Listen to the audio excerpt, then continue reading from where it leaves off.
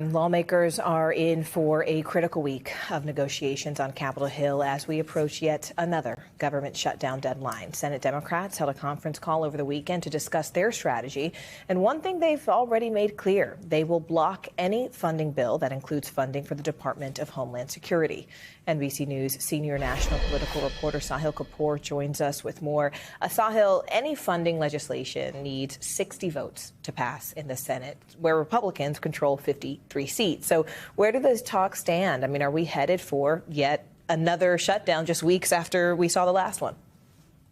Morgan, at this time, we are headed for another government shutdown. At least the Senate is on that path. There are 4 days to pass this massive package of government funding bills, and there is no deal. There is no path to 60 votes in the Senate. That fatal shooting in Minneapolis over the weekend made things much, much worse in terms of the vote count. This needs 60 votes to get through the Senate, and among Democrats, 8 of them voted for the last government funding bill after the record-long government shutdown over the ACA. More than half of them are saying they will not vote for this bill unless DHS funding is stripped out. So that's the demand that Democrats are making.